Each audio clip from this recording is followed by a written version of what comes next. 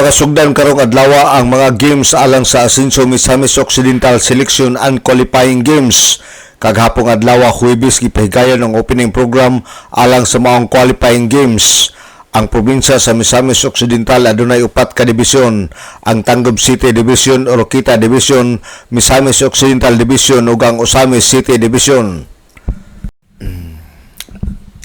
Base sa nasayran sa DXDD News Team, ang billeting quarters sa Osamis City Delegation ana kini gipahimutang sa Osamis City National High School. Ang Tangub City Delegation ana sa Pulot National High School. Ang Misamis Occidental Delegation ana sa Osamis City Central School ug ang Oroquita Delegation ana sa Osamis City School of Arts and Trade. Ang matag dibisyon ang mihimo kini og welcome program alang sa ilang delegation nga dito kini gipahigayon sa matag billeting quarters alas 3 ang takna sa hapon kaghapong adlaw. Ang Osamis City Division nagpahigayon una og misa mga alas 2 ang takna sa hapon o gisunod ang welcome program.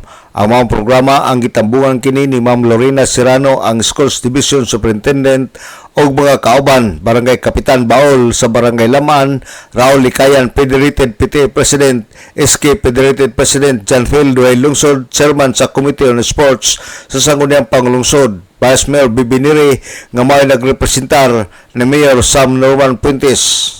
Si Vice Mayor Neri naghatag sa iyang mensahe, nagpadayag sa iyang suporta og sa tibuok lokal nga kagamhanan sa Osamis. On behalf of our City Mayor, Attorney Sam Puentes, ug ingon man sa ako mga kauban sa City Council, allow me to express our sincere support to this very important activity. Ma'am, sa ato mga school administrator, Sir, liwagon, ingon man ang tanan gyud.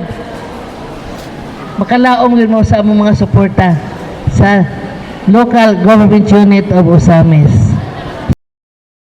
Si Osamis City Vice Mayor Bibi Neri, si SK Federated President John Phil Duay Lungsod sa iyang mensahe atol sa maong kalihukan nga anaa kanunay ang iyang suporta ngadto sa mga atleta. This is the day nga mulupad na mo paingon sa iyong tagsa-tagsa ka mga destinasyon. Dala ang banner sa Asenso Osamis. For how many months, weeks, hours, and minutes nga preparation nga inyong gihimo para ani uban sa inyong mga coaches and trainers. For sure, you are now ready to face your kapwa athletes coming from the different division of our province of Misamis Occidental para sa tuwang dulap buhon starting January 23 to 24, 2026. Rest assured, as your chairman of Committee on Sports in the City Council of Osamis, naara ko kanunay sa inyong likod, kiliran o katubangan na magsuporta kaninyo sa tanan, uban sa tanang miyembro sa City Council sa Osamis, headed by Vice Mayor Simplicia Bibineri and ang kinitibok ang LG Osamis under the leadership of Mayor Sam Norman Go Fuentes.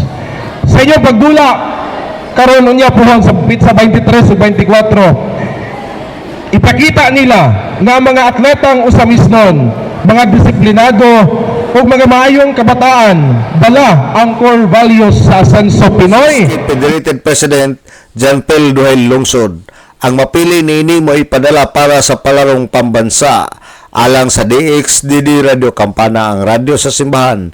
W45 Dudong Barkamento, muluyog sa ika-75 nga jubileo sa simbahan sa Archdiocese sa Osamis, Tanag, Sarakbayan.